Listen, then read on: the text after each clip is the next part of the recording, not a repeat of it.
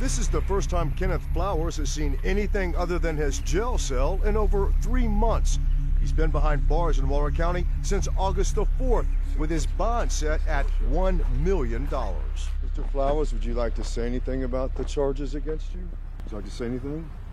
I'm not even sure what's going on anymore. I respected him a lot. He was like a grandfather figure for my children. This woman, who we are not naming, says Flowers and his wife babysat her 9-year-old son, 7-year-old daughter, and 5-year-old daughter here at their trailer home in Waller. I really trusted the family, and that's why I allowed my kids to go over there. They were doing campouts in the backyard in tents and playing games, and then he was starting to offer them what could be adult vices that children know would be cool. He let them smoke pot, and he let them drink alcohol.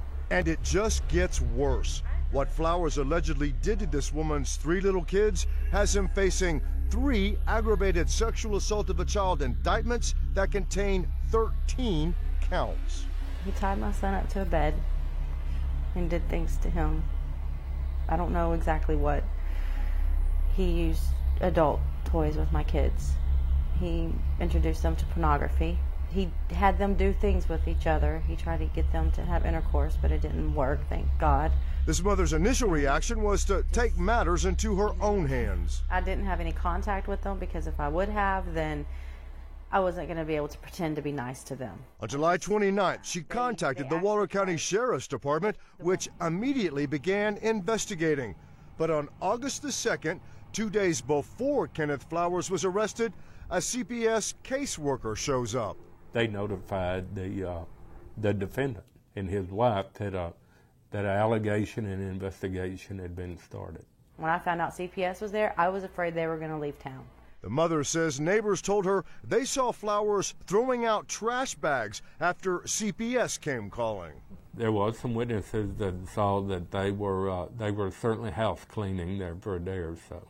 And you've got to wonder, what did they throw away? That is correct.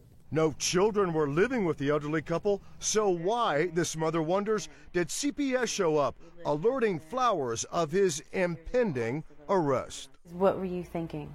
What did you think would come about this? CPS tells us they did tell Flowers that an allegation of child molestation had been made against him, but say they did not tell him he was about to be arrested. CPS says child care licensing officials went there after being alerted to an illegal operation and the allegations of abuse. Daycare licensing says they told the Flowers they were operating a daycare without a license and they had to immediately stop. Whether or not CPS tipped Flowers might not matter as much after you hear what Flowers had to say to us. Well, you know what you've been charged with, correct? Some kind of sexual assault. Yeah, sexually assaulting a child, children. Did you do that? Yes. You did do that. You sexually assaulted children? I did. Why did you do that? I don't know. There's something in my past that's occurred. I've been over this so many times, I don't know what happened anymore, but something in my past has come up. And it comes up time and time again.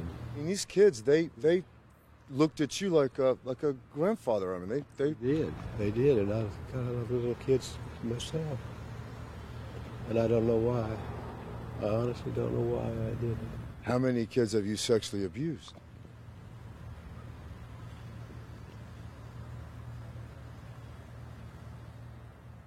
Do you know how many?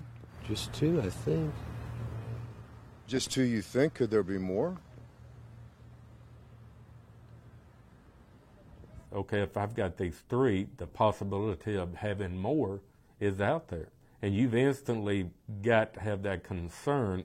Could there be more than 2? I decide to ask something else, but Flowers can't stop pondering on the number of kids he's victimized.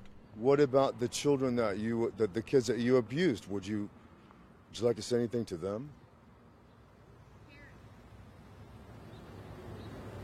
I'm trying to remember if there's any more like you asked me. You're trying to remember if there's more kids that you sexually abused? I can't think of any right now. Yes. It is something that, you know, is going to be with me for the rest of my life.